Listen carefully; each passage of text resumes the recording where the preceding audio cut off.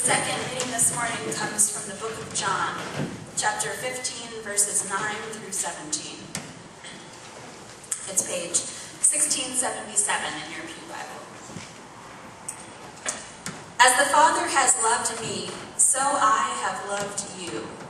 Now remain in my love. If you obey my commands, you will abide in my love, just as I have obeyed my Father's commands and abide in his love. I have told you this so that my joy may be in you and that your joy may be complete. My command is this: love each other as I have loved you. Greater love has no one than this, that he lay down his life for his friends. You are my friends if you do what I command. I no longer call you servants, because a servant doesn't know his master's business. Instead, I have called you friends, for everything that I learned from my Father I have made known to you. You did not choose me, but I chose you, and appointed you to go and bear fruit that will last. Then the Father will give you whatever you ask in my name. This is my command: love each other. Will you join me in the prayer of illumination that's in our bulletin? Guide us, O God. Open us, O God. Enable our ears to hear and our brains to think, discern, and imagine. Help us to notice where you are moving in the ancient story, in our community, and in our lives. Amen. Well, good morning, everybody, and welcome to the 6th Sunday of Easter. Christ is risen. He is risen indeed. I don't know about you, but today feels more like Easter, at least more like springtime, because I've been hit real hard with allergies this week. Anybody else? Yeah, it's great. I'm not sure which is worse, the allergies or the allergy medicine. Regardless, today is our penultimate Sunday in the Easter season, right? Second to last. And today, as we think about living our lives in a world where the resurrection has happened, where God has overcome sin and death, replacing them with life, love, mercy, compassion, forgiveness, hope, and imagination, the lectionary draws our attention in particular to one of these facets of the kingdom of God, in particular, love. Because it just happens to also be Mother's Day today, many of us are listening with our own experiences of mothers and mothering in mind. And as the litany that we read just moments ago reflects, those experiences can be quite varied. Some lucky ones among us may have had a mother or a mothering person in their lives who embodies or embodied the qualities we read about in 1 Corinthians, but some of us did not. Regardless of our different experiences of mothering or of having mothers, we do all share a few things in common. For one, all of us at one point or another were born. And all of us, whatever experiences our lives have dealt us, desire to be loved. Love in human relationships can be a real mess, right? Because of sin, because of the ways in which our world is broken and we ourselves are broken, it's not always easy to love in the manner of 1 Corinthians. Being patient and kind, keeping no record of wrongs, not turning so quickly to anger, believing all things, hoping all things, enduring all things. It takes some serious effort. But God's love is not messy or complex at all. It is straightforwardly just exactly those things in 1 Corinthians. Always hoping for us, always believing with us, ready in patience and kindness. The words that Jesus says in the gospel reading this morning are the words that we long to hear, as if you're all leading ladies in a bad romantic comedy. You did not choose me. I chose you. These words from Jesus to his disciples are so intimate, so caring. I love you. He keeps telling them, I love you. I chose you. And in the way of the resurrection, in which suddenly more life is available to us than we had imagined before, Jesus takes things a step further. He wants the disciples to feel his love, yes, but then he invites them to abide in it, literally to come and live in his love. All right, but what about the other things Jesus said in that passage, we might wonder? Those things about keeping his commands. It sounds like some mothers we know, it's the way that we think sometimes. If you really loved me, you would have done this, or you would do that. But the Greek in this passage could also read, not if you loved me, but since. Since you loved me, you will keep my commands. Jesus isn't shaming us, but instead he encourages us, telling us if we can just love, we will easily follow him. The two actions, loving God and keeping God's commandments, cannot be separated.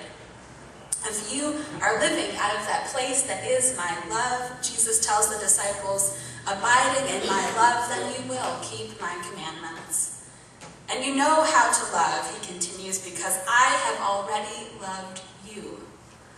When we hear Jesus speaking these words to us still today, I love you, I choose you, they give us goosebumps. They're satisfying to something very deep within us. They can be comforting or soothing. It can feel kind of good, right? To be reminded, I love you, I choose you.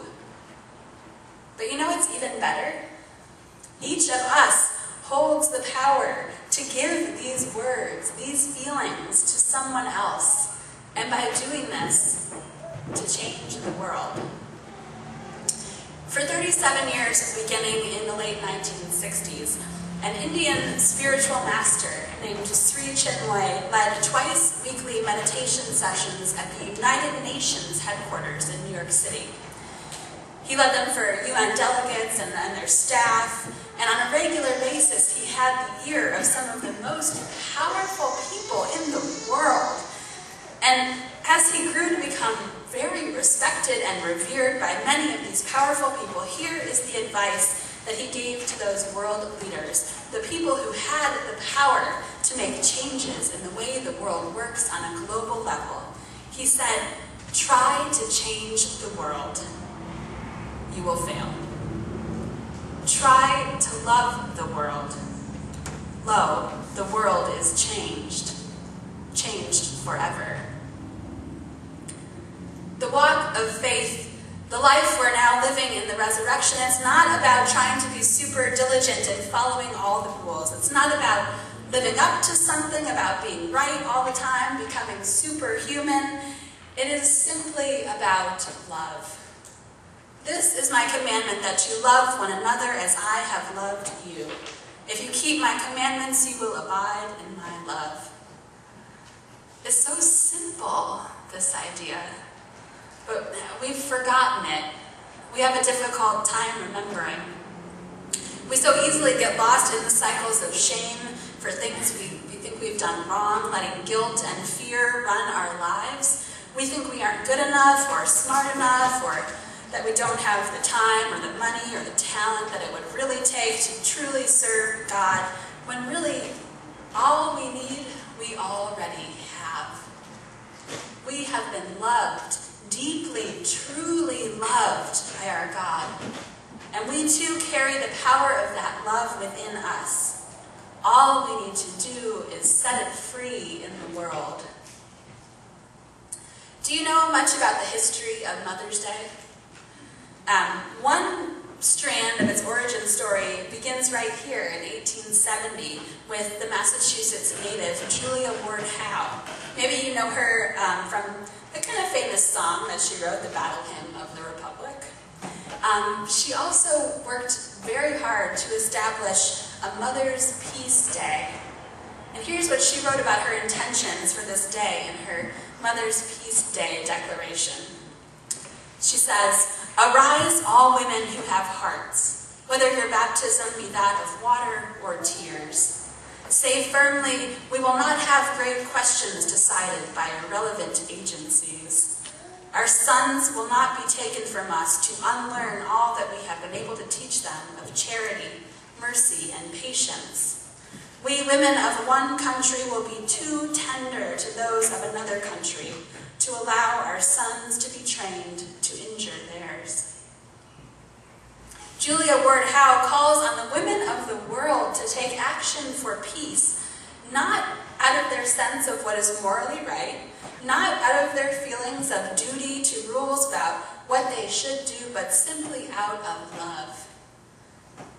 Imagine what might happen if we prayed for God to make us too tender to the suffering around us. If we saw in the faces of strangers not danger or suspicion, but other children of God who ache just like us to be loved. Today, as we live into the reality of life after the resurrection, what if God is calling all of us to become sharers of this kind of life after the resurrection love? A love in which we can abide. A love that becomes our house. A love that we go out from and come home to every day. A love that leads us into keeping God's commandments. A love that becomes the impetus for our work for peace, to change the world and build the kingdom of God. A love that is bigger and stronger than we ever imagined, big enough and strong enough to hold Officer Brian Moore as well as Freddie Gray. A love that is big enough for all of us to live in. Try to change the world. You will fail. Try to love the world. Lo, the world is changed. Changed forever. Friends, the grave-shattering power of God's love resides within you, within each of us. Let us take up residence in it, carry it with us, and share it wherever we go into the world. Let's just give it a try. Huh? There's a great song I'd like to sing about loving and being together, the way that we kind of are all God's children. We think about Mother's Day and we're all belonging to each other in that way. So it's number